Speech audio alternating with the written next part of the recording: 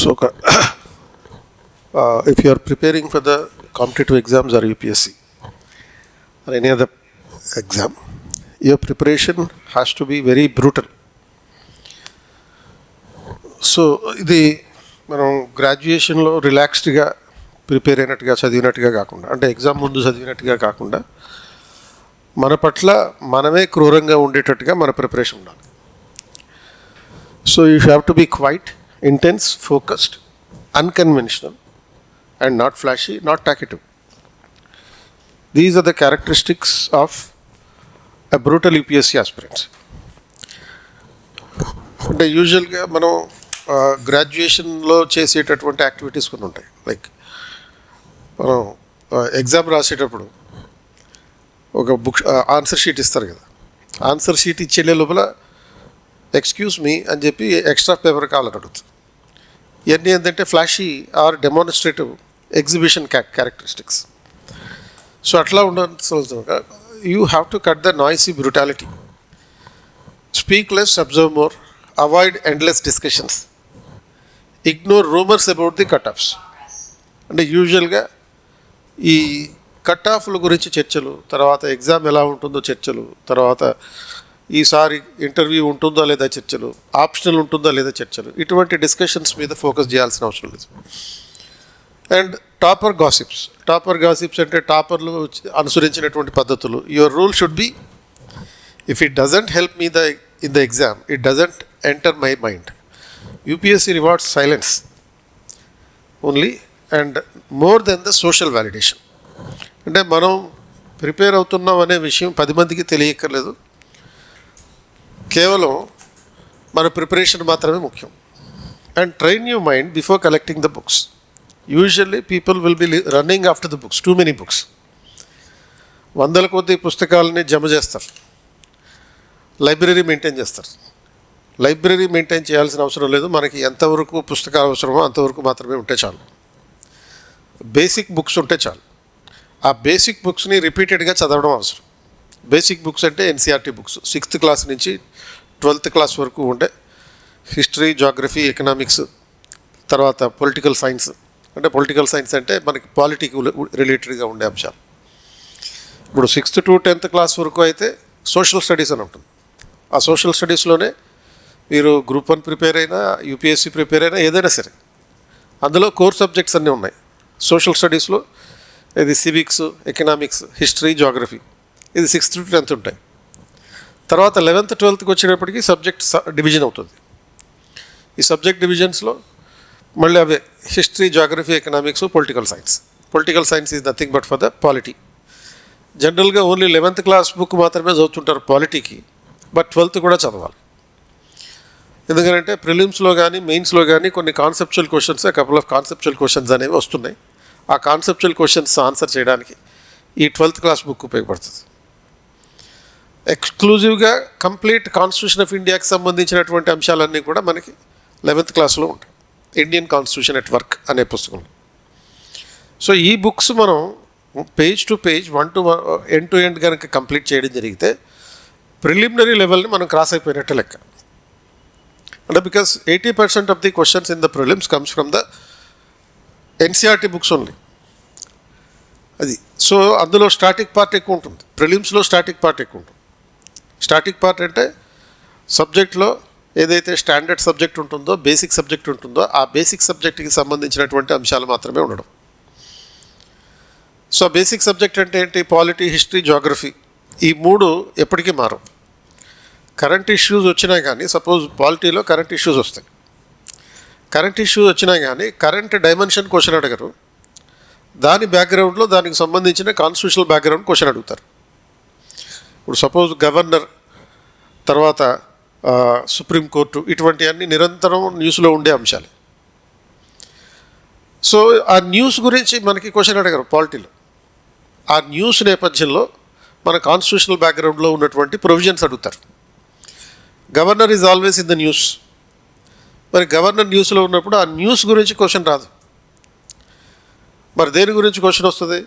గవర్నర్కి discretionary powers ఉన్న సంబంధించినటువంటి ఆర్టికల్ ఏంటి, గవర్నర్కి ముఖ్యమంత్రికి ఉండే సంబంధాల నేపథ్యంలో ఉన్న ఆర్టికల్ ఏంటి, గవర్నర్ ఒక బిల్లుని అప్రూవ్ చేయడానికి అనుసరించేటటువంటి ఆర్టికల్ ఏంటి, ఏ ఆర్టికల్ ప్రకారం బిల్లును అప్రూవ్ చేయొచ్చు, రిజెక్ట్ చేయొచ్చు, ఇటువంటి these are the static subjects.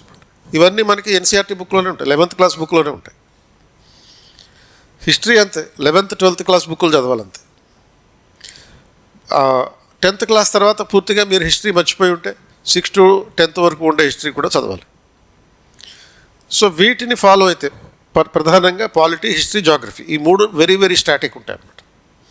Geography మారదు, ప్లానెటరీ సిస్టమ్ మారదు, భూగోళం మారదు, అందులో ఉండే ఎన్వైరన్మెంట్ మారదు, లేకపోతే పొల్యూషన్ గురించి సంబంధించినటువంటి విషయాలు మారు. కాబట్టి ఆ ఫిజికల్ జాగ్రఫీ ఏదైతే ఉందో ఆ ఫిజికల్ జాగ్రఫీలో వచ్చేటటువంటి అంశాలు మారేవే కావచ్చు.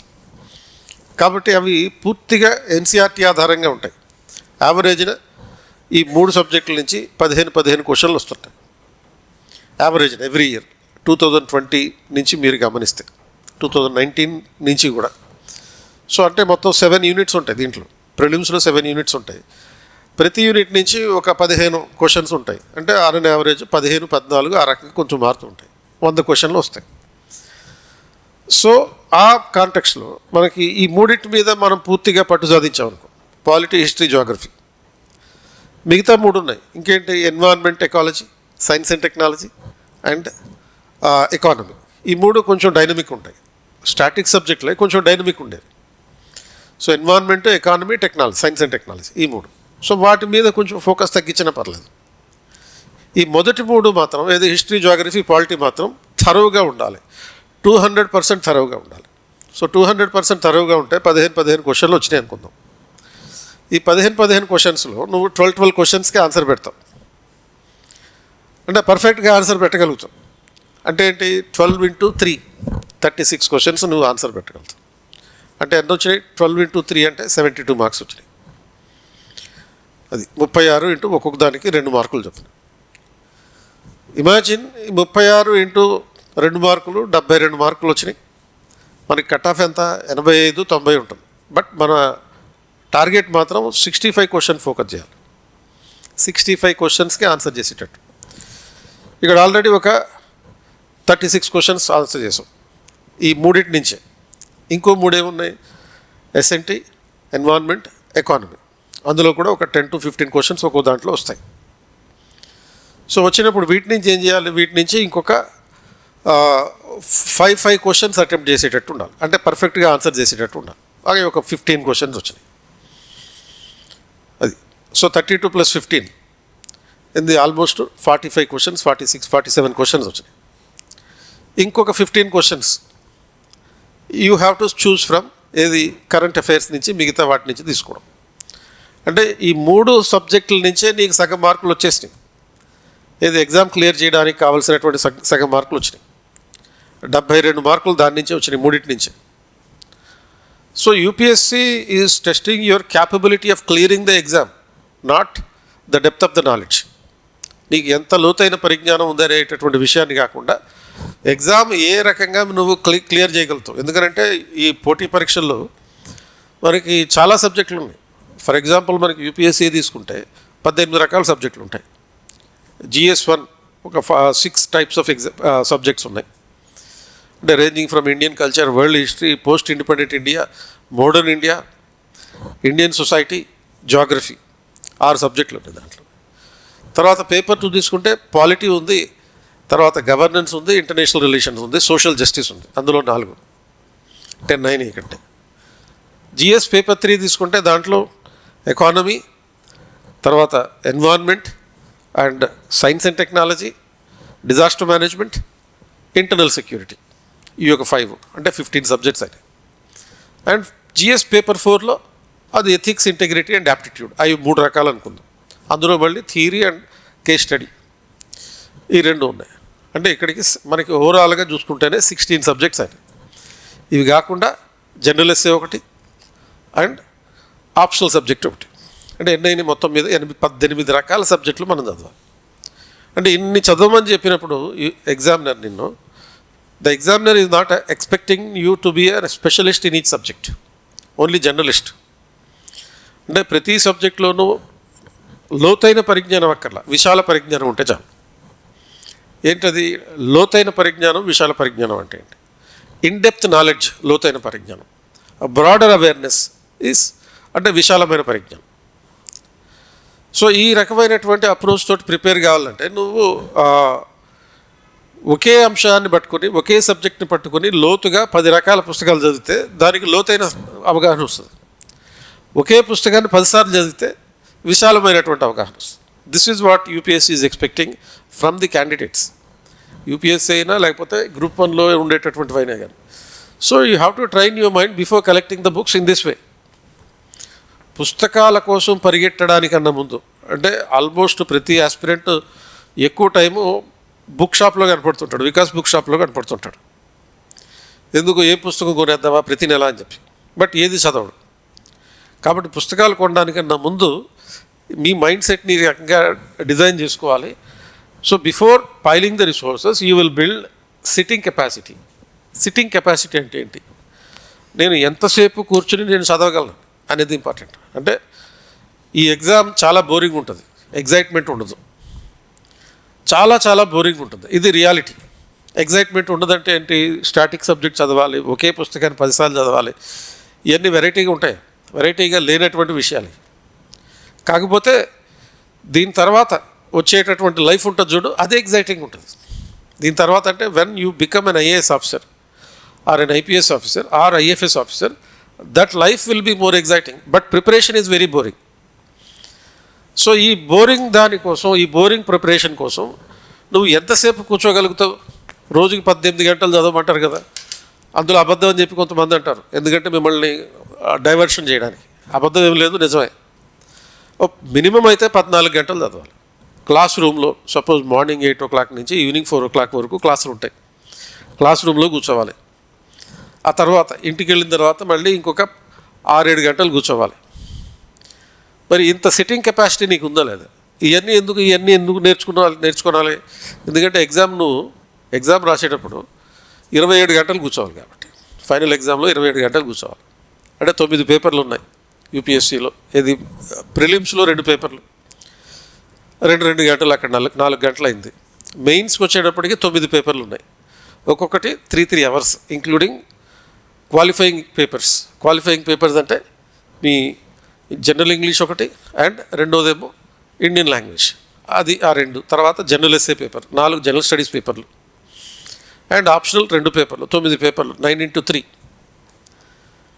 27 గంటలు. అదొక 4 గంటలు, 31 గంటలు. ఇంటర్వ్యూకి వెళ్తే అదొక గంట, ఒక అరగంట.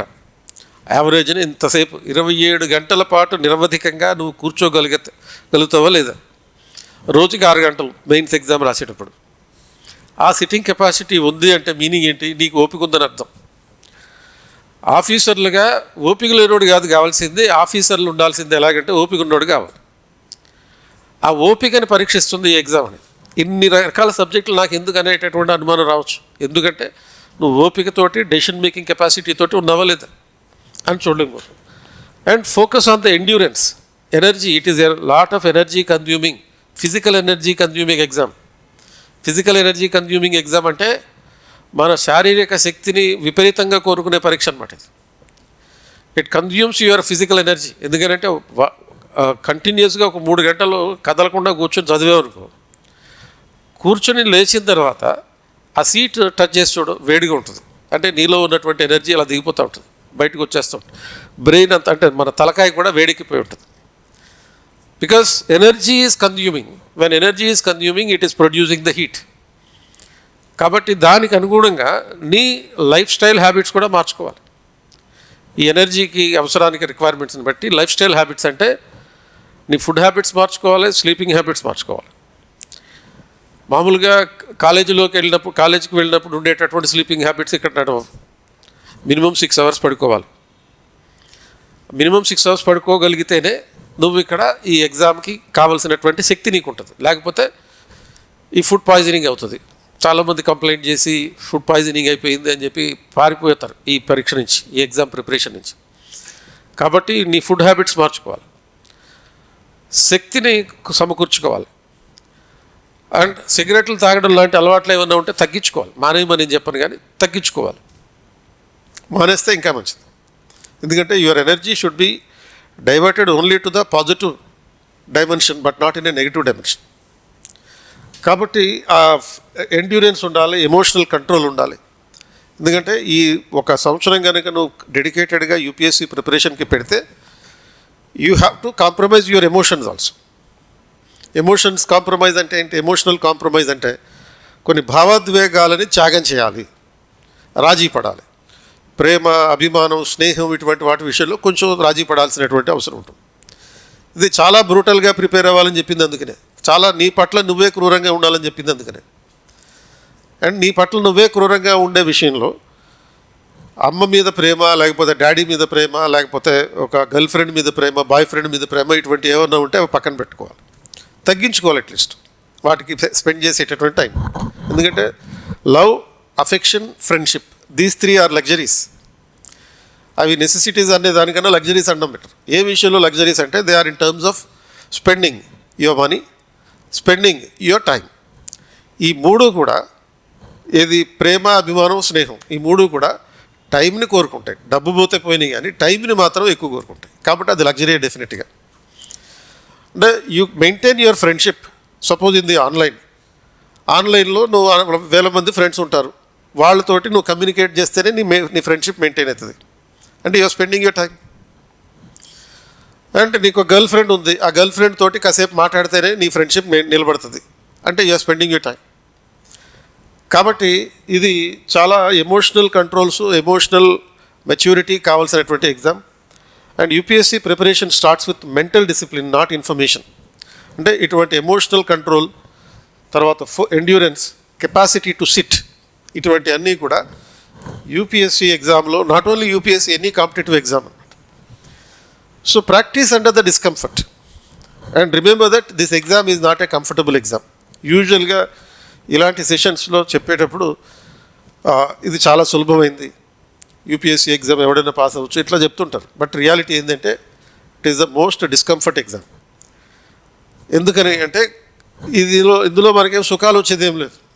ప్రశాంతంగా చదువుదాం.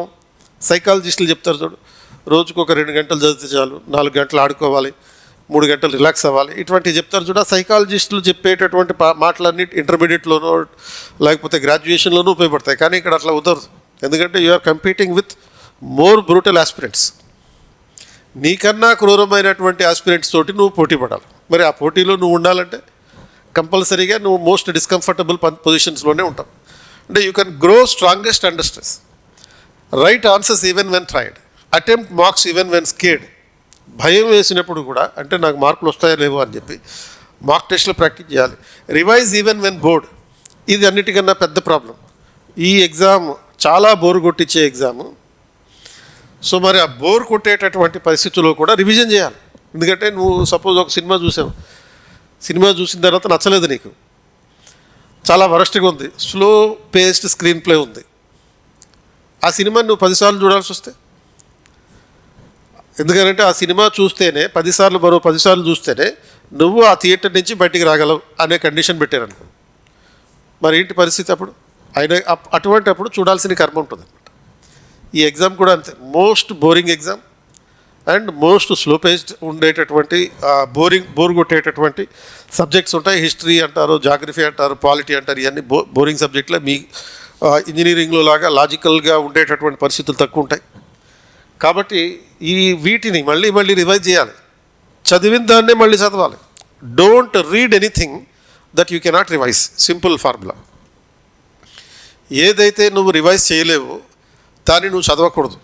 ఎందుకంటే యూజువల్గా ఒక ప్రిలిమ్స్ ఎగ్జామ్ రాసేటప్పుడు రాసేసి వచ్చిన తర్వాత స్టూడెంట్స్ చెప్పేటటువంటి మాట ఏంటంటే తెలిసిన ప్రశ్నకే తప్ప ఆన్సర్ పెట్టానంటాడు. దీన్నే సిల్లీ మిస్టేక్స్ అంటారు.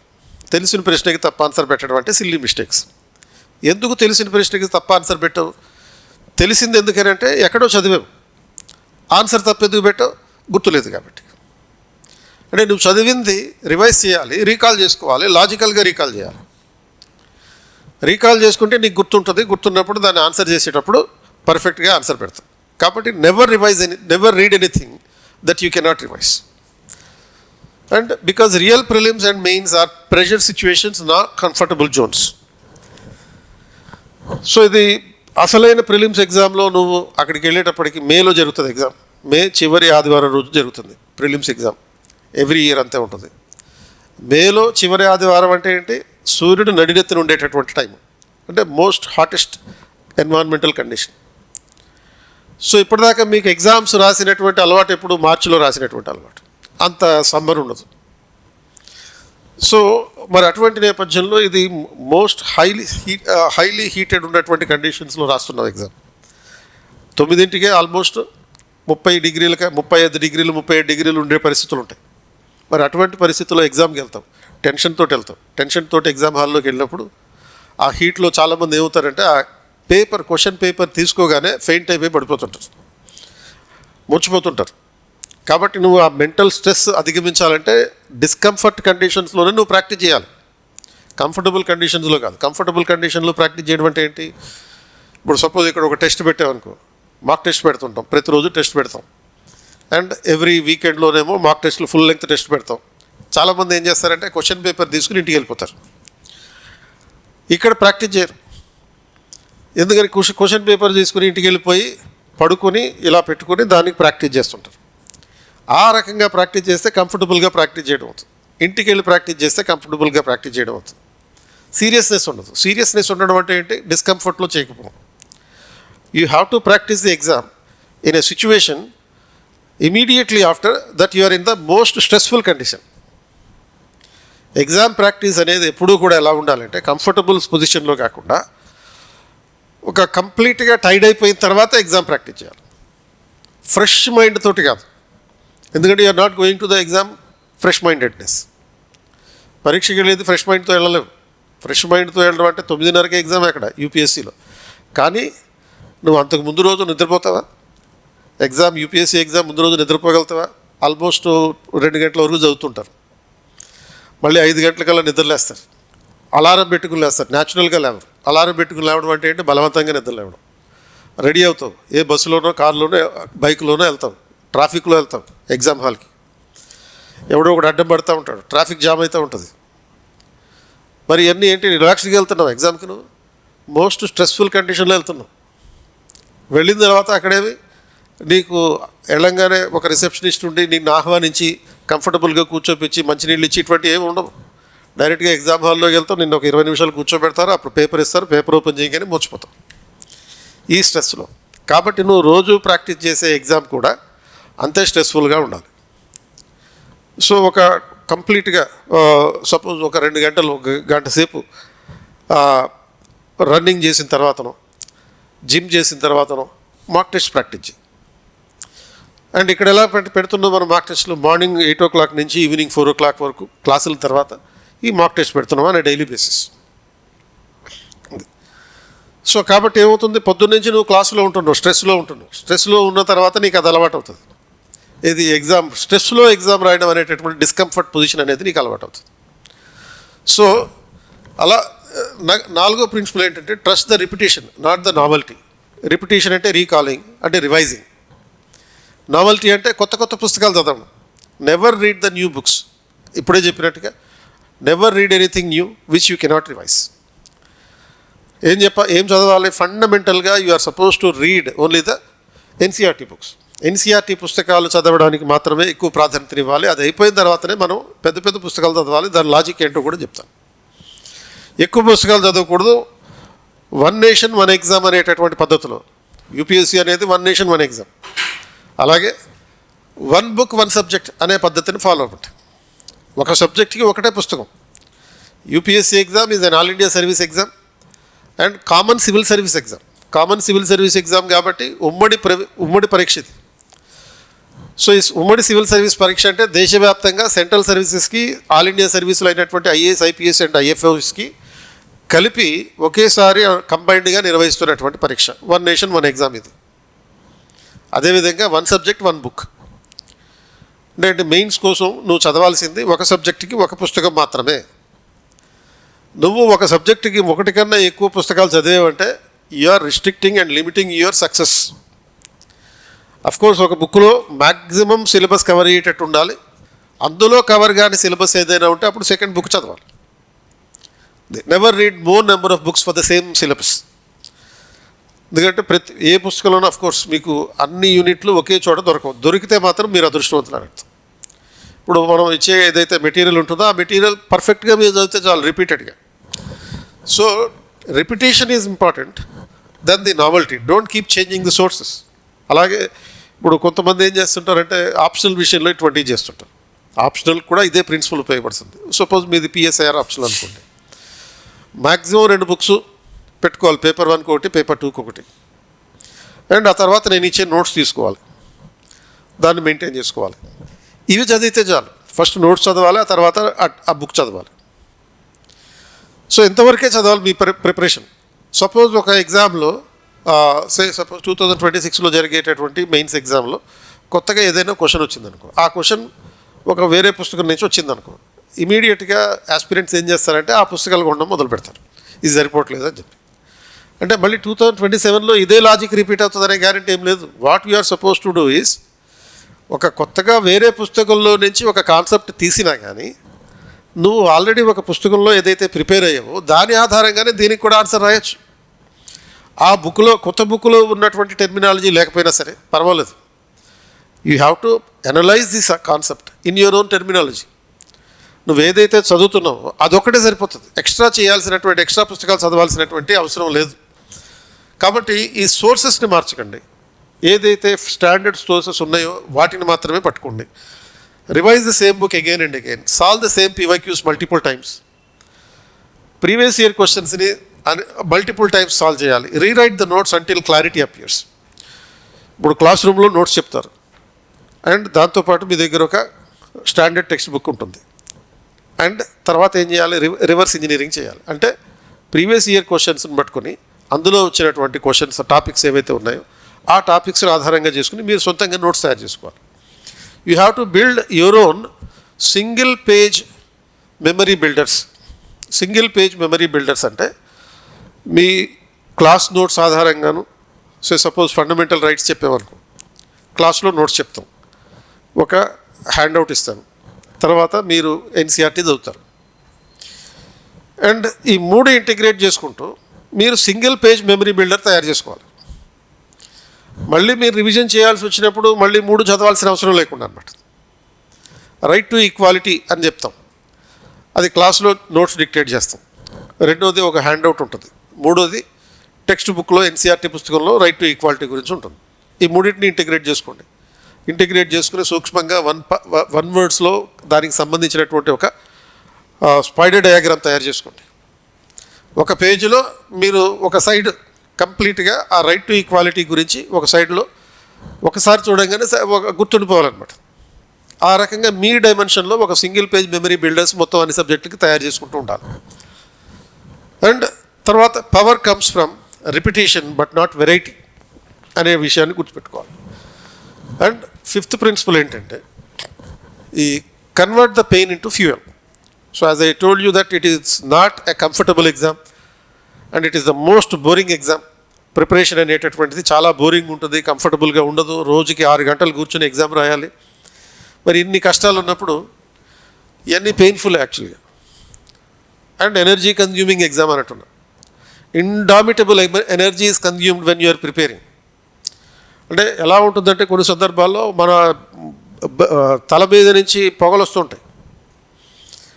పొగలు కంటికి కనపడవు కానీ బట్ అలా వచ్చినట్టు అనిపిస్తే హీట్ ఎక్కిపోయి అంత డిస్కంఫర్టబుల్గా ఉంటుంది. సో ఈ పెయిన్ని ఫ్యూయల్గా మార్చుకోమని ఉంటుంది. ఎందుకంటే unless you convert the pain into fuel you cannot move forward. ఎందుకంటే the pain has consumed your energy and the same pain is converted into a fuel which will push forward your vehicle for further appearance. So don't run from the trauma, channelize it. Failures in the marks analyze Kamli.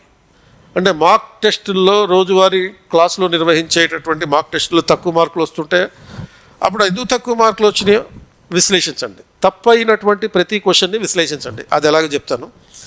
Bad prelims attempt, come back sharper. Emotion is not suppressed, it is redirected. Emotional control అని చెప్పాము and it is emotional redirection. And తర్వాత fight alone but not blindly. Even though independent, listen to these things. అంటే ఎవరితోటి సంబంధం లేకుండా కామ్గా చదవాలని చెప్పాను కదా, కమ్యూనికేషన్ తగ్గించుకోవాలని చెప్పాము. ఎలిమినేట్ చేయమనట్లేదు, తగ్గించుకోమన్నాం. ప్రేమ, అభిమానం, స్నేహం ఈ మూడింటిని తగ్గించుకోమని చెప్పాం. అంటే ఏంటి, నువ్వు ఐసోలేట్ చేసుకుంటున్నావు. సో ఈ ఐసోలేషన్ అనేది ఇండిపెండెంట్గా ఉండడం. అయినా ఒక మెంటర్ని, ఒక ఆనెస్ట్ ఫ్రెండ్ని ఎవరైతే ప్రిపేర్ అవుతున్నాడో ఈ రంగంలో, అటువంటి నిజాయితీ కలిగిన ఫ్రెండ్ అంటే మీనింగ్ ఏంటి, నీకు ఇలాంటి విషయాలన్నీ సపోజ్ ఇట్లా చెప్పేవనుకో, ఇదేంటి ఇట్లా నెగిటివ్గా చెప్తున్నాడు, డీమోటివేట్ చేస్తున్నాడు అంటే దీస్ ఆర్ ద రియాలిటీస్. ఈ రియాలిటీస్ చెప్పేవాడే నీకు నిజమైన ఫ్రెండ్. అలా కాకుండా ఈ ఎగ్జామ్ చాలా సులభంగా ఉంటుంది, వచ్చేసేయండి, జాయిన్ అయిపోండి, ప్రిపేర్ అయిపోండి, మీ అంత తోడు లేడు, నువ్వు arise awake, stop not, all the power is with in you అని చెప్పేవనుకో, అది మోటివేట్ చేస్తుంది కానీ ప్రిపేర్ చేయదు. Motivation will only bulge you. Bulging అంటే ఉబ్బేయడం అన్నమాట, గాలి కొట్టడం. బట్ అది ప్రిపరేషన్కి ఉపయోగపడద్దు. సో ఒక ఆనెస్ట్ రియాలిటీ చెక్ ఉండాలి. UPSC does not need crowds, it needs one clear mirror. Crowds అంటే ఏంటి, 14 లక్షల మంది అప్లై చేస్తారు. సో ఇటువంటి 14 లక్షల మందిలో నుంచి ఎంతమంది యాక్చువల్గా సెలెక్ట్ అవుతారు? 1000 పోస్టులు ఉంటే 1000 మంది సెలెక్ట్ అవుతున్నారు. ఇప్పుడు 2024 సంబంధించినటువంటి రిజల్ట్స్లో 1100 మంది క్లియర్ చేశారు ఎగ్జామ్. అంటే 14 లక్షల మంది నుంచి 1100 మంది అక్కడ తీసుకుంది UPSC. Not the crowds are important. ఎంతమంది అప్లై చేసినా కానీ అందులో వాళ్ళందరూ వేస్టే. 14 లక్షల మంది అప్లై చేశారు, అందులో యాక్చువల్గా ఎగ్జామ్ రాసింది ఎంతమంది? 4,50,000 మంది. ఈ 4,50,000 మంది కూడా యాక్చువల్ కాంపిటీషన్ కాదు. మీకు నిజమైన కాంపిటీషన్ ఎవరంటే, గత సంవత్సరం ఈ 1,114 మంది అంటే 1114 మంది సెలెక్ట్ అయ్యారు చూడండి, వాళ్ళ దగ్గర నుంచి యాక్చువల్ ప్రాబ్లం. 2026లో కానీ 2027లో కానీ 28లో కానీ వీళ్ళ దగ్గర నుంచి మీకు ప్రాబ్లం వస్తుంది. ఆల్రెడీ వాళ్ళకి సర్వీస్ వచ్చిందని కదా, ఇంకెందుకు ప్రాబ్లం వస్తుంది అంటే, ఇప్పుడు ఐఏఎస్, ఐఎఫ్ఎస్ వస్తే వాళ్ళకి ఏ ప్రాబ్లం లేదు, వాళ్ళతో ఏ ప్రాబ్లం లేదు. ఒక 150 మంది ఐఏఎస్లు, ఒక 70 వరకు ఇండియన్ ఫారిన్ సర్వీస్ వాళ్ళు ఉంటారు, వాళ్ళతో ప్రాబ్లం లేదు. మరి ఇంకెవరితో ప్రాబ్లం? ఇంకో 900 మంది మిగిలిపోయారు, 800 మంది మిగిలారు. ఆ 800 మందితో ప్రాబ్లం. ఐపీఎస్ వచ్చిన వాళ్ళు, ఐఆర్ఎస్, ఐఆర్టీఎస్, ఇలా మిగతా సర్వీసులు వచ్చిన చూడు, వాళ్ళతో ప్రాబ్లం. ఎందుకని, వీళ్ళలో సగం మంది మళ్ళీ ఎగ్జామ్ రాస్తారు. వాళ్ళకి ఆల్రెడీ టెక్నిక్స్ తెలుసు, ఆల్రెడీ సబ్జెక్ట్ నాలెడ్జ్ ఉంది, ఆల్రెడీ వాళ్ళ దగ్గర నోట్స్ రెడీగా ఉంది. కాబట్టి సపోజ్ 800 మందిలో సగం మంది ఎగ్జామ్ రాశారు అనుకో, ఆ 400 మందితో నిజమైన ప్రాబ్లం అనమాట. ఈ 400 మంది మళ్ళీ రేపు సపోజ్ 2024 రిజల్ట్స్లో 400 మంది, 25 రిజల్ట్స్లో ఇంకో 400 మంది యాడప్ అయ్యారు కదా, 800 మంది. ఒక 7 అటెంప్ట్స్ నుంచి క్లియర్ చేయని వాళ్ళు ఈ 2025 ఎగ్జామ్లో క్లియర్ చేశారు. గత 7 సంవత్సరాలు 7 అటెంప్ట్లలో క్లియర్ చేయని వాళ్ళు 2025లో క్లియర్ చేశారు, రేపు ఇంటర్వ్యూలకు వెళ్ళబోతున్నారు. వీళ్ళు ఒక 500 మంది ఉంటారు. అంటే ఓవరాల్గా పాత గుర్రాలు ఏవైతే ఉన్నాయో ఆ పాత గుర్రాలే ఒక 2000 గుర్రాలు ఉంటాయి. గత 7 ప్రయత్నాల నుంచి సక్సెస్ కాని వాళ్ళు సడన్గా సక్సెస్ అయ్యారు. 2, ఈ సక్సెస్ అయిన వాళ్ళు కూడా మళ్ళీ రాస్తున్నారు ఎగ్జామ్. వీళ్ళు ఒక 1000 మంది. ఆ 2000 మందితోటే మనకి ప్రాబ్లం. అంటే the competition, real competition is only with this 2000 people. ఆ 2000 గుర్రాలని, పాత గుర్రాలు, అలాగే విజయం సాధించినటువంటి గుర్రాలు, ఈ 2000 గుర్రాలతో నువ్వు ముందుకెళ్ళాలి. కాబట్టి ఏం చేయాలి నువ్వు అంటే, ఇక్కడ క్లియర్ మిర్రర్ అంటే నా ప్రిపరేషన్ ఏ విధంగా ఉండాలి అనేటటువంటి స్పష్టత అనేది అవసరం అవుతుంది అనమాట. And you must remember why you started the preparation. ఇది అన్నిటికన్నా కీలకమైనటువంటిది. అంటే నువ్వు ప్రిపరేషన్ ఐఏఎస్ ఎందుకు కావాలనుకుంటున్నావు, కలెక్టర్ ఎందుకు కావాలనుకుంటున్నావు, డిప్యూటీ కలెక్టర్ ఎందుకు కావాలి, డిఎస్పీ ఎందుకు, ఐపీఎస్ ఎందుకు? అంటే మనకి లక్ష్యాలు పెట్టుకుంటాం. లక్ష్యాలు పెట్టుకున్నప్పుడు చిన్నప్పుడు ఏంటంటే కొంతమందికి ఉంటాయి. నేను కలగనేవాడిని, ఒక ఐఏఎస్ ఆఫీసర్ అయినట్టు, ఒక జిల్లా కలెక్టర్ అయినట్టు, ఇటువంటి కళలు ఉంటాయి. 7th క్లాస్లోనే కొంతమందికి కళ స్టార్ట్ అయిపోతుంది. ఎందుకంటే 7th క్లాస్లో పిల్లలు స్కూల్లో జెండా ఎగరేయడానికి వచ్చినప్పుడు ఆ జిల్లాలో ఉండే కలెక్టర్ ఒక ఫుల్ సెక్యూరిటీ తోటి వచ్చి టక్ టక్ మందికి జెండా ఎగరేసి పిల్లలందరినీ ఉద్దేశించి మాట్లాడి వెళ్ళిపోవటం చూసి ఆ కలెక్టర్ని చూసి మోస్ట్ ఇన్స్పిరేషన్ పొందుతుంటారు. ఆ మొత్తం ఆరో అంతం చూసి అప్పుడే వాడు డిసైడ్ అయిపోతాడు. డిసైడ్ అయిపోయి ఇంకా పేరు రాసేసుకుంటాడు అంతే. సపోజ్ ఆ పిల్లోడి పేరు కృష్ణ అనుకో, కృష్ణ ఏస్ అని రాసేసుకుంటాడు ఇక అంతే. ఎప్పుడు 7th క్లాస్లోనే పుస్తకం మీద రాసుకుంటాడు. అలాంటి వాళ్ళు నేను చాలామంది చూశాను అనుకో, అలాంటి పిల్లల్ని. అంటే ఆ పుస్తకం మీద ఐఏఎస్ అని రాసుకున్నంత మాత్రం సరిపోదు, రేపు నీ నేమ్ ప్లేట్ పక్కన రావాలి. సో నేమ్ ప్లేట్ పక్కన గవర్నమెంట్ ఇచ్చిన ఐఏఎస్ అని రాసుకోవాలి. నువ్వు సొంతంగా నీ పెన్నుతోటి నీ పుస్తకం మీద రాసుకోవడం కాదు. మరి అది జరగాలంటే ఏం చేయాలి అంటే that you must remember why you have started the preparation. ఇలాంటి మోటివేషన్లు ఉపయోగపడవు. ఒక కలెక్టర్ని చూసో, లేకపోతే ఐపీఎస్ ఆఫీసర్ని చూసో, ఆర్ లేకపోతే సపోజ్ మా చిన్నప్పుడు అంకుశం అనే సినిమా వచ్చింది, డాక్టర్ రాజశేఖర్, అందులో అతను ఇన్స్పెక్టర్ ఉంటాడు. అతన్ని చూసి చాలామంది ఇన్స్పైర్ అయ్యి ఆ పాత్రను చూసి ఐపీఎస్ అవుదాం అనుకున్నారు. ఐపీఎస్ అవుదాం అనుకుని రాసుకున్న ప్రతి వాడు కానిస్టేబుల్ అయ్యాడు. అంకుశం కాలేకపోయాడు, ఓన్లీ లాఠీ మాత్రమే పట్టుకోగలిగాడు. కాబట్టి పేర్లు రాసుకున్నంత మాత్రాన్ని కాదు, అసలు ఎందుకు నువ్వు why you wanted to become an IAS officer. ఎందుకంటే ఇంత డిస్కంఫర్ట్లో నువ్వు ప్రిపేర్ అయితే ఎట్లా అవ్వాలి. కాబట్టి ఆ డిస్కంఫర్ట్ని దాటి, అంటే ఇది మామూలు చెరువు లాంటిది కాదు, ఒక సముద్రం లాంటిది. ఈ సముద్రంలో అడుగడుగునా ముసళ్ళు ఉన్నాయి, ప్రతి అడుగున ఒక ముసలే. నీ ప్రిపరేషన్లో ప్రతి డైమెన్షన్ ఒక ముసలి. మరి ఈ ముసళ్ళను దాటుకొని ఆ సముద్రం దాటి ఈది అవతల ఒడ్డుకి వెళ్ళాలంటే మరి దానికి పర్పస్ ఏంటి? అవతల ఒడ్డున ఏముంది నీకు అక్కడ? నిన్ను ఏది ఆకర్షిస్తుంది? ఆ పర్పస్ అనేది, ఆ రీజన్ అనే దాన్ని గుర్తించాలి first. Why you want to become an IAS officer. జనరల్గా ఒక సివిల్స్ ప్రిపేర్ అవుదాం అనుకుని వచ్చినటువంటి వాళ్ళు నన్ను అడిగే మొదటి ప్రశ్న ఏంటంటే how to prepare for IAS. Therefore I'm not telling you about how to prepare. Civils ఎలా ప్రిపేర్ అవ్వాలి అని అడుగుతారు, అది కాదు అడగాల్సిన ప్రశ్న. ఎలా ప్రిపేర్ అవ్వాలి అంటే ఎలాగైనా ప్రిపేర్ కావచ్చు. నీ స్ట్రాటజీ ప్రకారం 1000 రకాల స్ట్రాటజీస్ ఉన్నాయి, పద్ధతులు ఉన్నాయి. అండ్ ఈ రోజు యూట్యూబ్ ఓపెన్ చేస్తే 100 రకాల స్ట్రాటజీస్ ఉన్నాయి. అండ్ సోర్సెస్ ఏమీ తక్కువ లేవు. బట్ నీకు కావాల్సింది ఎలా ప్రిపేర్ అవ్వాలి, ఏం చదవాలి అనేది కాదు. బట్ ఏం కావాలంటే ఎందుకు నేను ఐఏఎస్ అవ్వాలి, ఈ క్వశ్చన్ కనుక నువ్వు అడిగితే, రైజ్ చేస్తే, then you are in the right path to crack the IAS. ఈ ఐఏఎస్ అవ్వడం వల్ల నేనేం చేయబోతున్నాను? జీతం కోసం అవుతున్నావా? ఇప్పుడు చాలామంది H1B వీసా $1,00,000 అయిందనగానే చాలా ఫ్యామిలీలు కుప్పకూలిపోయినాయి బాధతోటి. ఎందుకు H1B వీసా $1,00,000 అయ్యడం అంటే ఏంటి? ఆల్మోస్ట్ ₹1 కోటి అయిందన్నట్టు. అండ్ ఏపీలో చాలామంది ఫ్యామిలీస్ ఎందుకు కుప్పకూలిపోయినాయి బాధతోటి అని అంటే రీజన్ వాళ్ళ అబ్బాయినో లేకపోతే వాళ్ళ అమ్మాయినో America పంపించాలనుకున్నారు.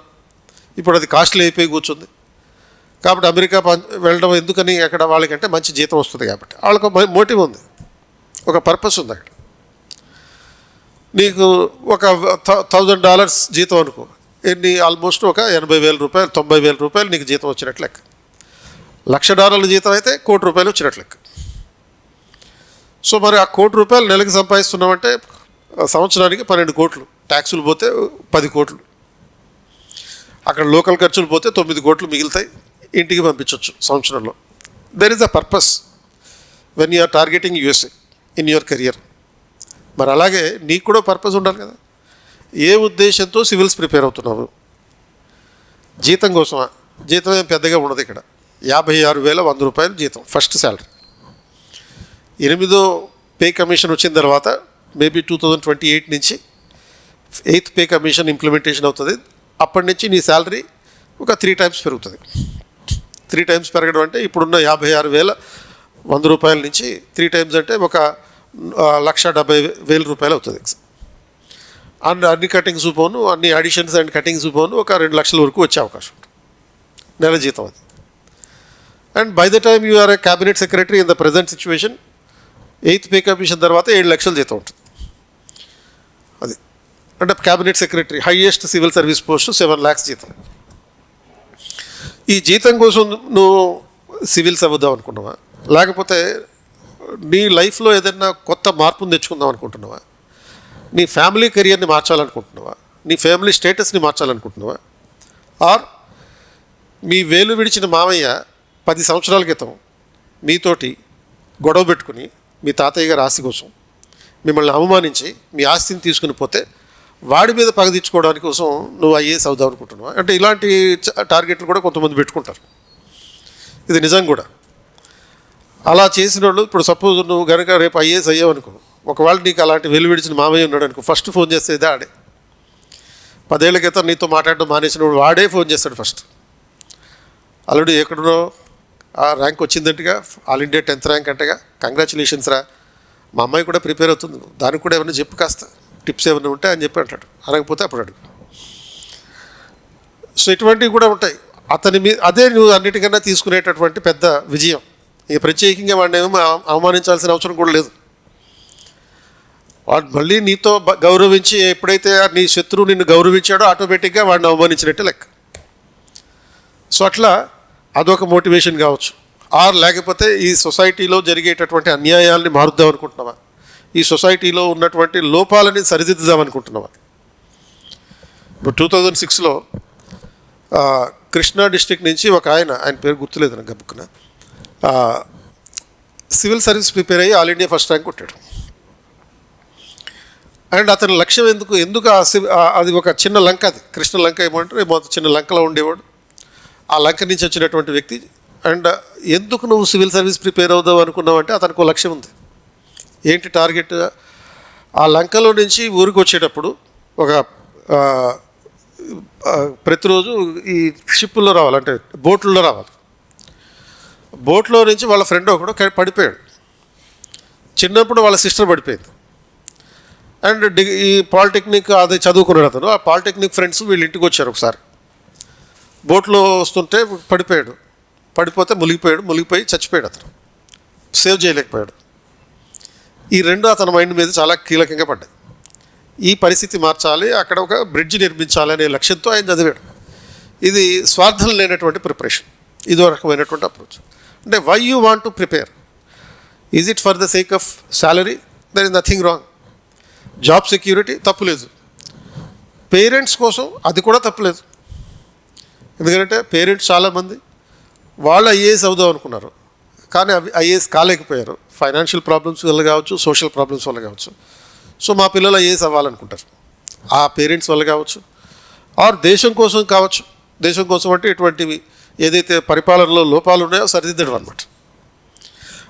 Weather it is what is being motivation for you, pay or patriotism or parents or perks and benefits, ఏది నిన్ను మోటివేట్ చేయాలనుకుంటుంది, ఈ 4 P'లో నేను ఏది మోటివేట్ చేయాలనుకుంటుంది అనేది నువ్వు క్లియర్గా మైండ్ సెట్ పెట్టుకోవాలి.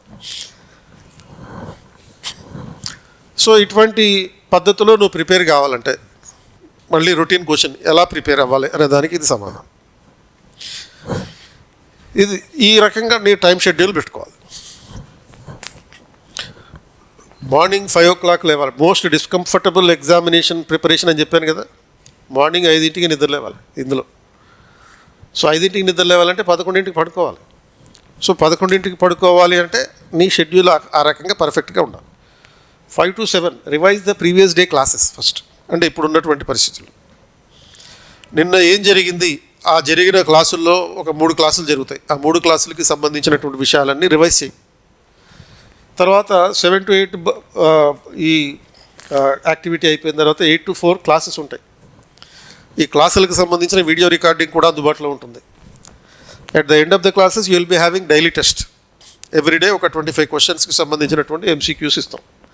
ఆ తర్వాత 4 to 5 ఇంటికి వెళ్ళిపోయిన తర్వాత decode the test, not just answering the test. MCQ మాక్ టెస్ట్లు ప్రాక్టీస్ చేయడం అంటే కేవలం ఆన్సర్ చేయడం మాత్రమే కాదు, డీకోడింగ్ చేయడం. ఎందుకు ఆ క్వశ్చన్ వచ్చింది, ఆ క్వశ్చన్ ఆ రకంగానే ఎందుకు ప్యాటర్న్ చేయబడింది అనేది డీకోడ్ చేయాలి. ఎందుకు ఒక ఆప్షన్ తప్పు ఉంది, ఇంకో ఆప్షన్ రైట్ ఉంది. కేవలం ఊహించి ఆన్సర్లు పెట్టడం కాదు. MCQs ABCD ఉన్నాయంటే సబ్జెక్ట్ మీద థరో నాలెడ్జ్ తోటి ఆన్సర్లు పెట్టాలి. ఒక క్వశ్చన్ తప్పు అయిందంటే దానికి సంబంధించిన ఒక రిజిస్టర్ తయారు చేసుకుని, అంటే ఒక నోట్బుక్ తయారు చేసుకుని, ఆ తప్పైన క్వశ్చన్ని, టాపిక్ని, థీమ్ని అక్కడ నోట్స్ తయారు చేసుకోవాలి. మళ్ళీ ఎక్కడెక్కడైతే తప్పులు పెట్టామో తప్పులు పెట్టి వాటినన్నిటికీ ఒక నోట్బుక్ తయారు చేసుకోవాలి. ఆ థీమ్ రాసుకోవాలి. Which of the following is related to fundamental rights అనే ఒక క్వశ్చన్ వచ్చిందనుకో, అప్పుడు అక్కడ తప్పు పెట్టామనుకో ఆన్సర్, అది ఆ తప్పు అయినటువంటి థీమ్ తీసుకోవాలి.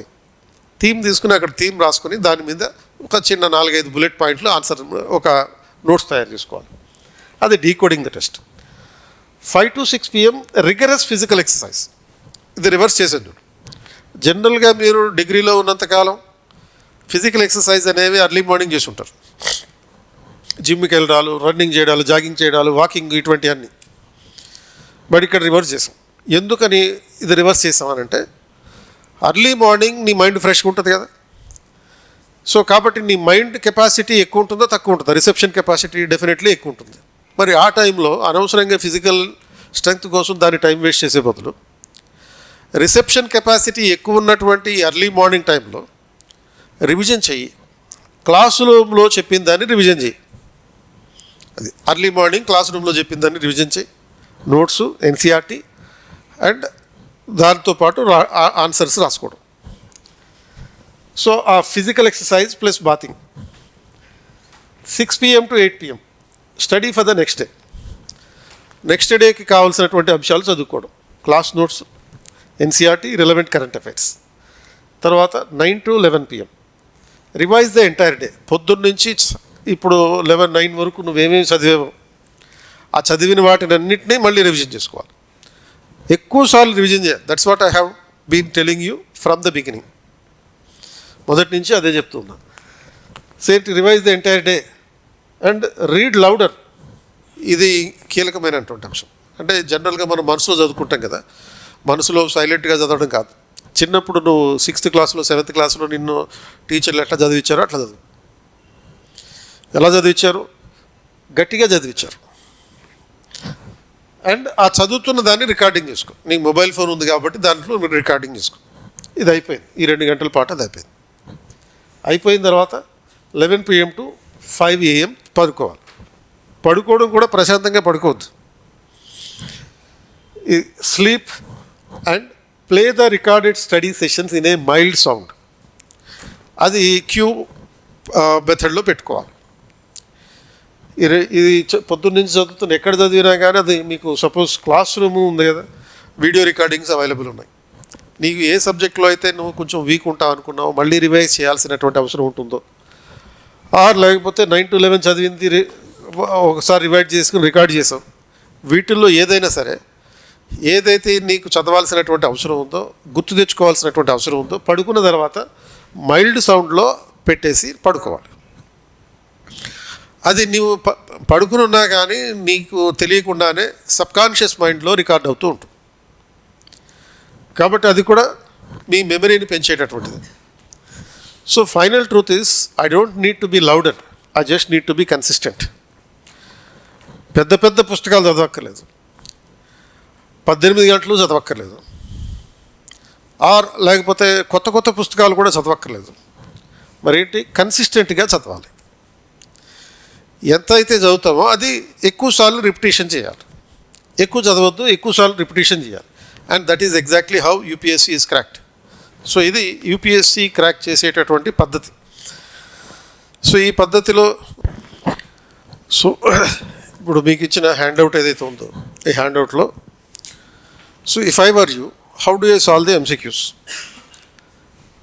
ప్రిలిమ్స్ మనం క్లియర్ చేయడం అనేది అన్నిటికన్నా కీ ఫ్యాక్టర్ అనమాట. అందుకే మెయిన్స్ అనేది ఎవడైనా రాయగలుగుతాడు.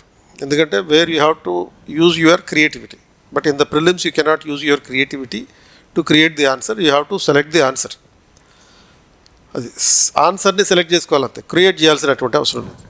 So suppose if I am in your place, how do I solve the MCQs? So I would train my brain to eliminate, not to know. Elimination, knowledge అనేది important. అది కూడా ఎంతవరకు knowledge ఉండాలో ఇప్పటిదాకా చెప్పాను. ఇప్పటిదాకా చెప్పింది ఏంటంటే how much knowledge that you are suppose to build. అంటే you don't have to have too much knowledge, you have to have repetitive knowledge. అంటే తెలుసుకున్న దాన్నే మళ్ళీ మళ్ళీ రివిజన్ చేయడం అనేది ఇంపార్టెంట్ అని చెప్పాను. సో అది స్టాటిక్ సబ్జెక్ట్ ఉంటుంది. పాలిటీ, హిస్టరీ, జాగ్రఫీ వాటి మీద కంప్లీట్ కమాండ్ ఉండాలి. తర్వాత ఈ డైనమిక్ సబ్జెక్ట్స్ అయినటువంటి economy, environment and science and technology వాటి మీద కొంత తక్కువ ఉన్నా పర్వాలేదు, తక్కువ క్వశ్చన్స్ అటెంప్ట్ చేసినా సరిపోతుంది.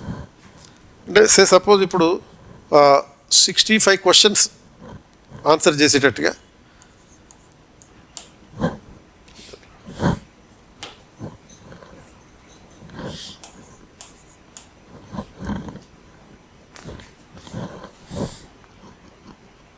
గ్లేజర్ అండి.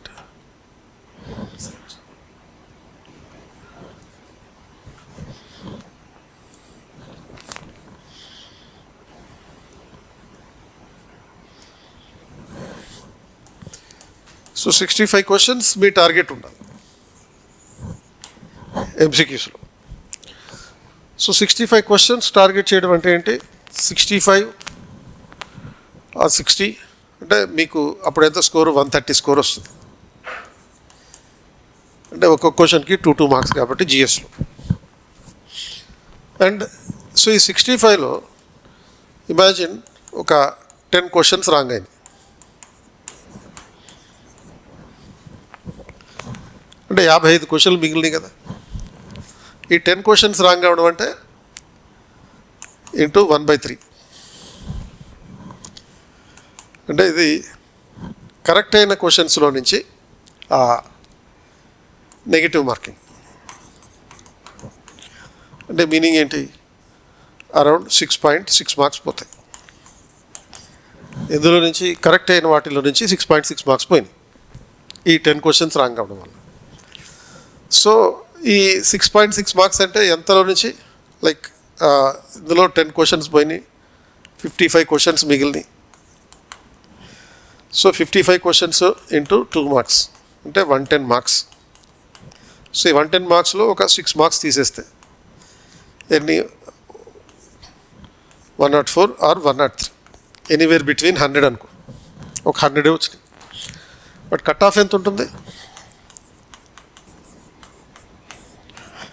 85-90 ఎవ్రీ ఇయర్.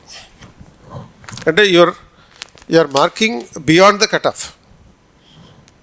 ఆ తర్వాత ఏం జరుగుతుంది అంటే ప్రిలిమ్స్ ఎగ్జామ్ సపోజ్ మే 24న అయిపోయింది. You will be in a position to start the mains preparation from May 25th without wasting any time waste చేయకుండా మెయిన్స్ మే 25 నుంచే ప్రిపరేషన్ ప్రారంభించడానికి మీకు కావాల్సినటువంటి సెల్ఫ్ కాన్ఫిడెన్స్ ఉంటుంది. ఈ రకంగా మీరు టార్గెట్ పెట్టుకున్నారు.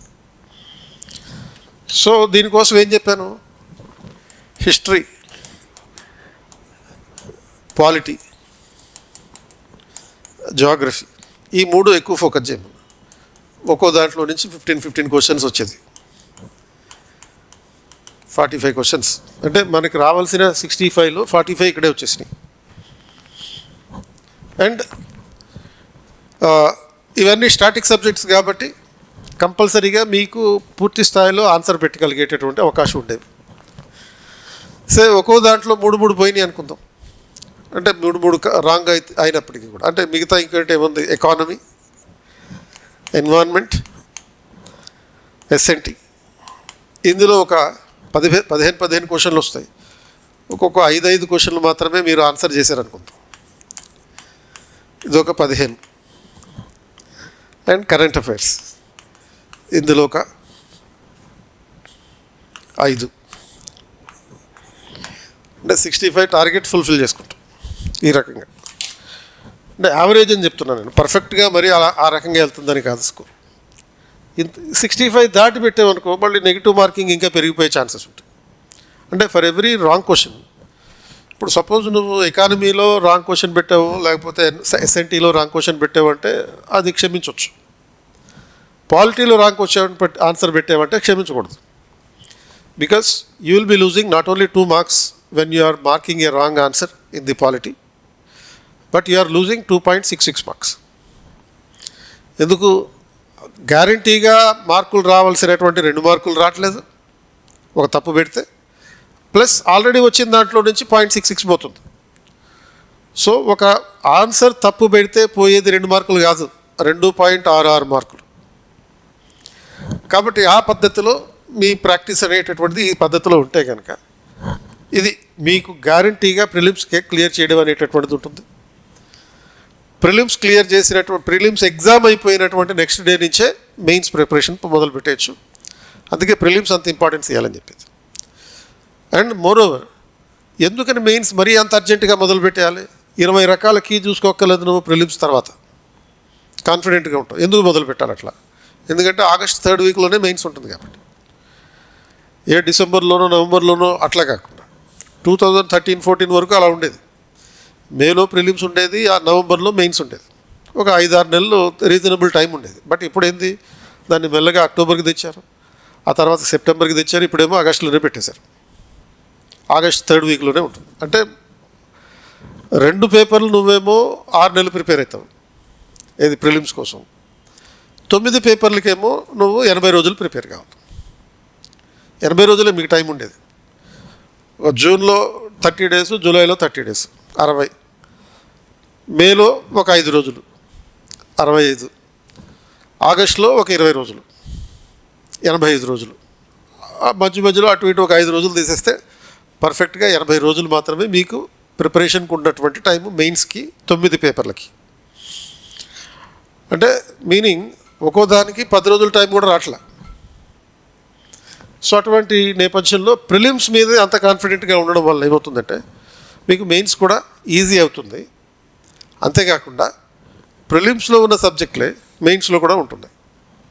ఇది కోర్ సబ్జెక్ట్స్ ఇవన్నీ, పాలిటీ, హిస్టరీ, జాగ్రఫీ, తర్వాత ఎకానమీ, ఎస్ఎన్టీ, ఇవన్నీ కోర్ సబ్జెక్ట్స్. ఎన్వైర్న్మెంట్, ఇవన్నీ మొత్తం 6 సబ్జెక్టులు కూడా మెయిన్స్లో ఉంటుంది. But once you are confident with your prelims, you will have indomitable confidence with the mains also. అక్కడ ఓన్లీ రైటింగ్ ప్రాక్టీస్ ఇటు మీద ఫోకస్ చేస్తే చాలు. సో అది ఎలా ప్రిపేర్ అవ్వాలి, ఏ విధంగా ఆన్సర్ చేయాలి. So prelims is a game, not just a subject knowledge. I need both theoretical knowledge and skills to play actually on the field.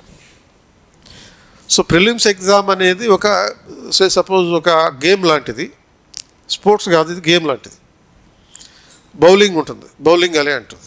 So ఆ బౌలింగ్ అలేలో నువ్వు ప్రవేశించి ఆడాలి అంటే బాల్ వేస్తారు చూడండి, ఇట్లా ఒక 9 చిన్న చిన్న వికెట్లు లాగా ఉంటాయి, పడిపోతూ ఉంటాయి.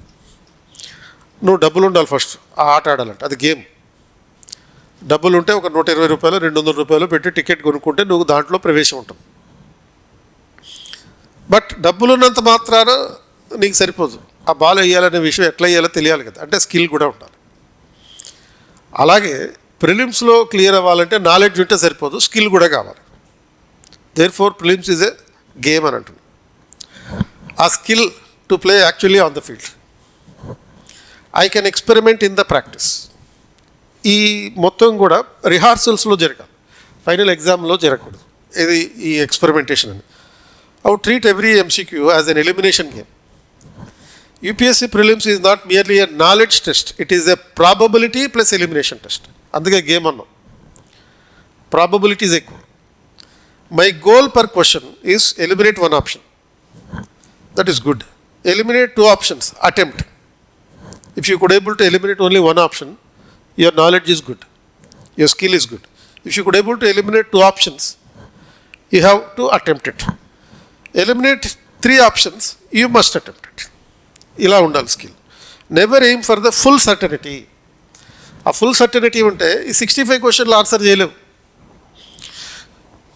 మినిమం 65 క్వశ్చన్లు ఆన్సర్ చేయాలని చెప్పాం కదా. ఆ మినిమం 65 క్వశ్చన్లకి ఆన్సర్ చేయాలంటే కొన్ని సందర్భాల్లో ఛాన్స్ కూడా తీసుకోవాల్సి ఉంటుంది, జోదంలాగా. అందుకే గేమ్ అన్నాం, స్పోర్ట్ అనలే. స్పోర్ట్ అంటే కంప్లీట్గా స్కిల్స్ మీద ఉండేది, గేమ్ అంటే కొంత ఛాన్స్ తీసుకోవాలి. And for example, if you look at this question 2024 PYQ 24లో అడగబడింది. Which of the following statements are correct about the constitution of India? భారత రాజ్యాంగం గురించి సరైన స్టేట్మెంట్ ఏంటి? Powers of the municipalities are given in Part 9A of the constitution. So రాజ్యాంగంలో Part 9Aలో ఈ మున్సిపాలిటీలకు సంబంధించినటువంటి అధికారాలు పొందుపరచబడ్డాయి. Emergency provisions are given in Part 18 of the constitution. Irrelevant అంశాలన్నింటినీ కనెక్ట్ చేశాడు ఇక్కడ. సో మొదటి స్టేట్మెంట్లో ఏముంది? మొదటి స్టేట్మెంట్లో మున్సిపాలిటీల గురించి ఉంది. రెండో స్టేట్మెంట్లో ఎమర్జెన్సీ ప్రొవిజన్స్ గురించి ఉంది. Local government 9A, emergency Part 18. Provisions related to the amendment of the constitution. మరి ఇంకో అంశం ఇర్రెలవెంట్ థింగ్, మూడు ఒకదాంతో ఒక సంబంధం లేని are given in the part 20 of the constitution. Select the answer using the code given below. ఇదేమి ఒక subject మీద లోతైన అవగాహన ద్వారా నేర్చుకోవాల్సిన అవసరం లేదు. అందుకే మీకు ఏం చెప్పాను స్టార్టింగ్ నుంచి, ఎన్సీఆర్టీ చదివితే చాలు ప్రిలిమ్స్ పాస్ అవ్వచ్చు అని చెప్పేది. అందుకే ఇందులో స్టాటిక్ సబ్జెక్ట్ అంతా కరెంట్ ఇష్యూస్ మీద సంబంధం, బ్రాడర్ అండర్స్టాండింగ్ ఉంటే చాలు, ఇన్ డెప్త్ నాలెడ్జ్ అవసరం లేదు. ఇప్పుడు సపోజ్ అమెండ్మెంట్ ప్రొసీజర్ గురించి ఎలా జరుగుతుంది అనే క్వశ్చన్ అడిగాడు అనుకో, అది ఇన్ డెప్త్ నాలెడ్జ్ అవసరం. కానీ ఇక్కడ ఏమడిగాడు, అమెండ్మెంట్ ప్రొసీజర్ ఎక్కడుందని అడిగాడు. పార్ట్ 9A మున్సిపాలిటీలకు సంబంధించిందని అడిగాడు తప్ప పార్ట్ 9Aలో ఆర్టికల్ 243 ఏంటి, పి ఏంటి, జీ ఏంటి, ఇటువంటి ఏం అడగలే. బ్రాడర్ ఆస్పెక్ట్స్ మనం ఫస్ట్ పేజీలోనే ఏ పార్ట్లో ఏ అంశాలు ఉన్నాయని ఉంటాయి ఇందులో ఎన్సీఆర్టీలో. Select the answer using the code given below. 1 and 2 only, 2 and 3 only, 1 and 3 only, 1, 2 and 3. So ఇక్కడ now decode this step by step. ఇలాంటి క్వశ్చన్ మీకు మార్క్ టెస్ట్లో ఇస్తే ఏ విధంగా ఆన్సర్ చేయాలి అంటే, remember that mark test is not meant to score the marks. Mark test is only to decode the questions. Class రూమ్లో నువ్వు చేసేటటువంటి మార్క్ టెస్ట్లు డీకోడ్ చేయడానికి, ప్రతి క్వశ్చన్ని డీకోడ్ చేయడానికి, ర్యాంకులు సాధించడానికి కాదు. ర్యాంక్ ఎక్కడ సాధించాలి? మే 24 జరిగేటటువంటి ప్రిలిమ్స్లో ర్యాంక్ సాధించాలి, రోజువారీ క్లాసులో పెట్టే ఎగ్జామ్లో కాదు. నువ్వు ఇక్కడ చేయాల్సింది డీకోడింగ్, అది కూడా యూపీఎస్సీ కండిషన్స్లో చేయాలి.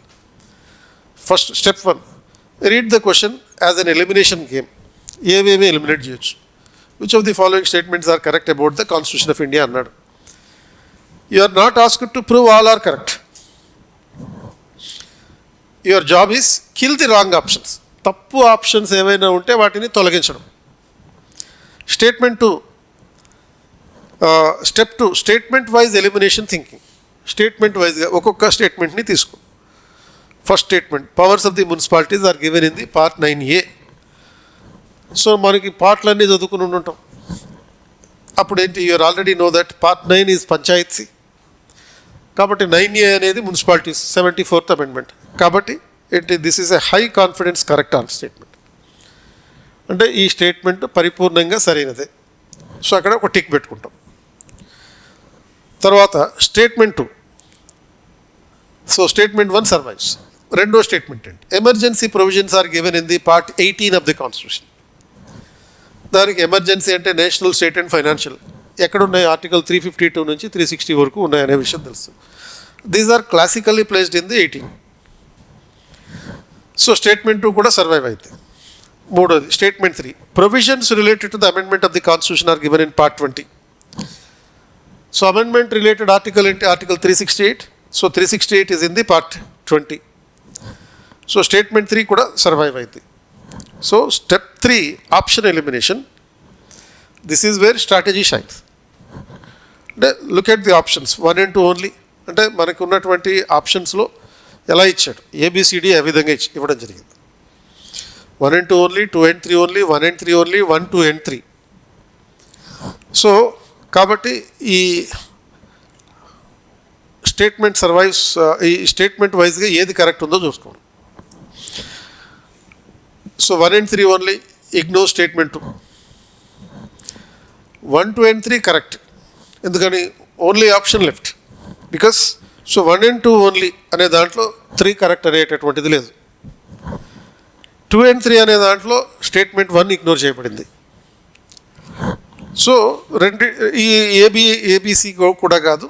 సో డీలో ఉన్నట్టుగా 1, 2 and 3 are correct, only option left. So only మనం అందులో ఉన్నటువంటి 1, 2, 3 ఆప్షన్స్ మాత్రమే చూడకుండా ABCDలో ఉన్నటువంటి 1 and 2 కరెక్టా, 2 and 3 కరెక్టా అనే దాని ఆధారంగా కూడా ఆన్సర్ చేయొచ్చు. సో స్టెప్ 4లో apply your attempt rule. Your rule ఏంటి, eliminate 1, good attempt, eliminate 2, attempt it, eliminate 3, must attempt. So here you eliminated 3 options confidently.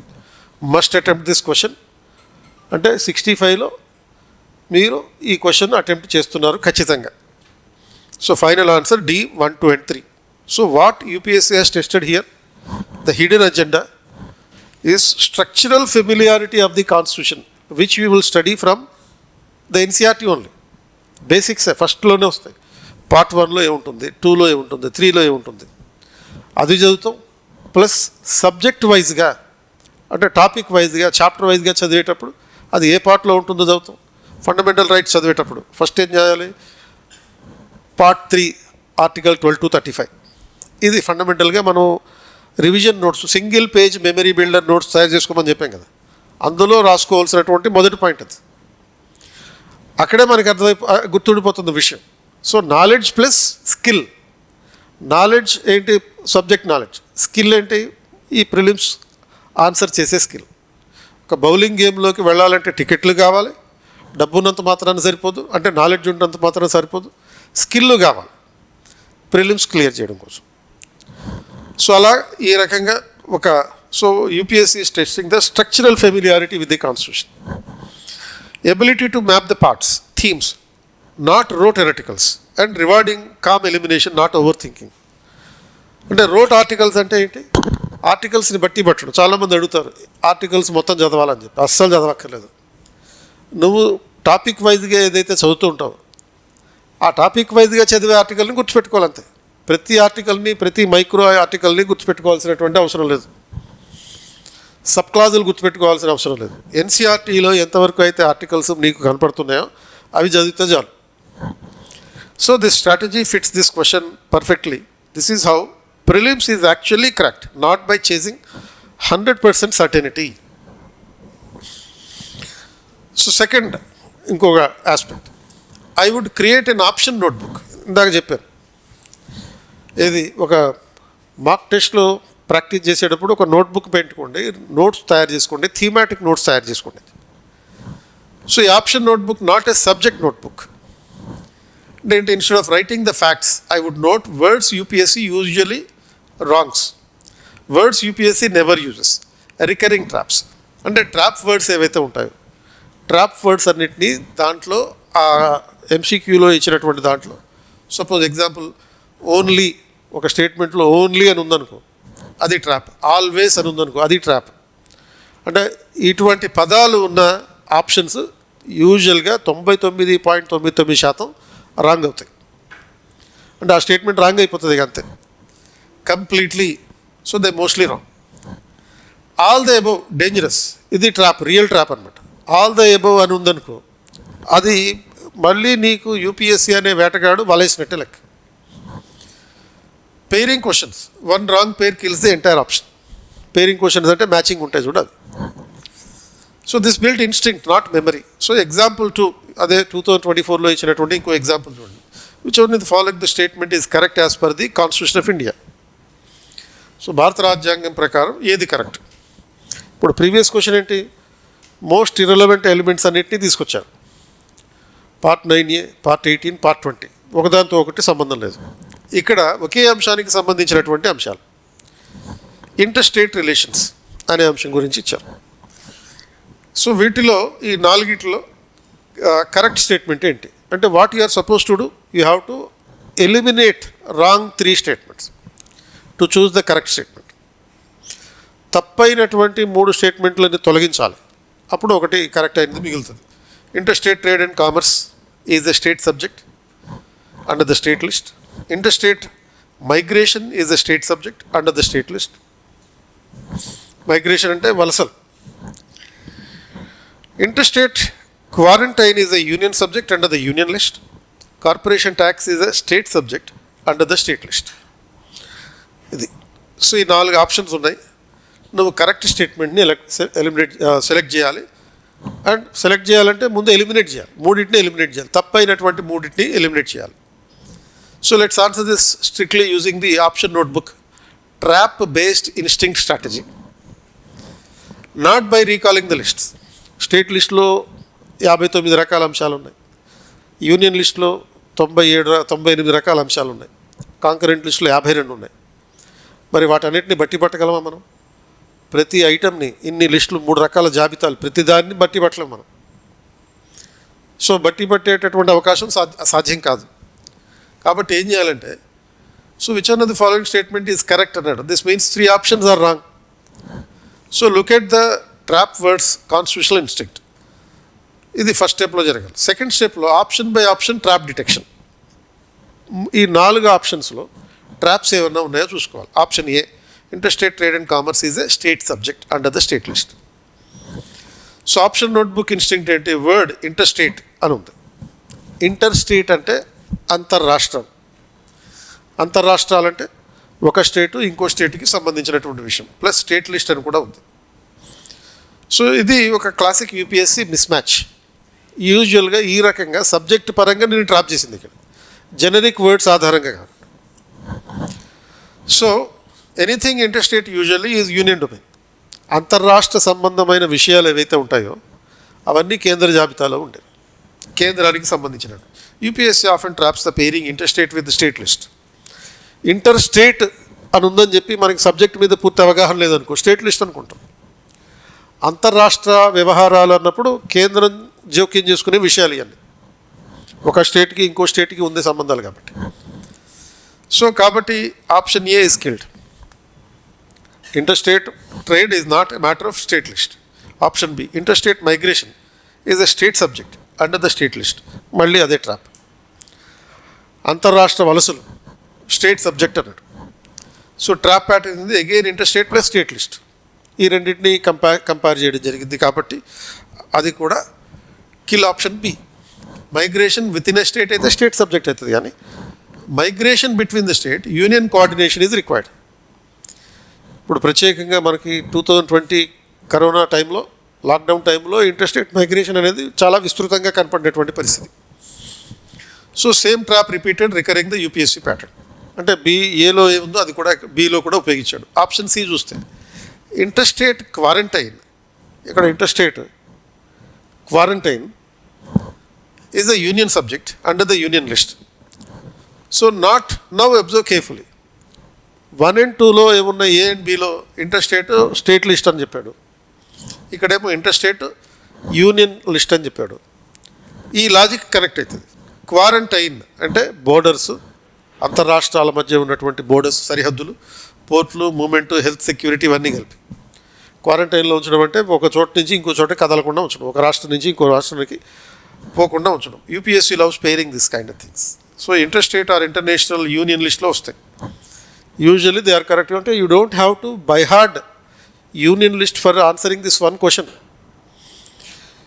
మొత్తం కేంద్ర జాబితానంతటినీ బై హార్ట్ చేయాల్సిన అవసరం లేదు. ఇక్కడే ఇది ఒక గేమ్ లాంటిదని చెప్తాను. కేవలం ఈ క్వశ్చన్ మాత్రమే చదవడం కోసం, ఆన్సర్ చేయడం కోసం నువ్వు కేంద్ర జాబితా, రాష్ట్ర జాబితా, ఉమ్మడి జాబితా మూడింటిని బై హార్ట్ చేయక్కర్లా. So no absolute words, no exaggeration, no mismatch. Only thing is the trap is interstate, state, interstate, union అనేటటువంటి మాత్రమే గమనించాల్సిన అంశాలు. So option C survives. మరి ఆప్షన్ డి కూడా చూద్దాం, దాన్ని వదలకూడదు. Corporation tax is a state subject under the state list. So ఇది ఏంటి, కార్పొరేషన్ ట్యాక్స్. కార్పొరేషన్ అంటే taxes imposed on the company incomes. సంస్థల యొక్క, కంపెనీల యొక్క ఆదాయం మీద విధించేది కార్పొరేషన్ ట్యాక్స్. సింపుల్ మీనింగ్ ఎన్సీఆర్టీలో ఉండేది. So tax on corporation, big money, national uniformity. UPSC almost never gives corporate taxation to the states. So kill option D. ఎందుకని, ఈ కార్పొరేషన్ ట్యాక్స్ అనేది స్టేట్కి వచ్చేది కాదు, కేంద్రానికి వెళ్ళేది. సో ఎలిమినేషన్ ఏంటి, ఏ, బి, డి పోయినాయి, మిగిలింది C. So final answer, the interstate quarantine is a union subject under the union list. So what this question was really testing is not a constitutional memory. రాజ్యాంగంలో ఉన్నటువంటి కేంద్ర జాబితా, రాష్ట్ర జాబితా, ఉమ్మడి జాబితాలు బైహార్ట్ చేసి గుర్తుపెట్టుకోవాల్సినటువంటి అవసరం లేనటువంటిది. So recognising interstate as a union bias, detection of state list mispairing, avoiding the tax related traps. So this exactly why the option notebook beats a subject notebook. కాబట్టి మీరు సొంతంగా తయారు చేసుకునేటటువంటి సింగిల్ పేజ్ మెమరీ బిల్డర్స్ ఏవైతే ఉంటాయో, notes ఆధారంగా, NCERT ఆధారంగా, వాటిని ఎగ్జామ్ ముందు చదువుకుంటే, 20 రోజుల ముందు చదువుకుంటే ఇలాంటి క్వశ్చన్స్కి ఈజీగా ఆన్సర్ పెట్టగలుగుతారు. అది. So that is the strategy to attempt the questions.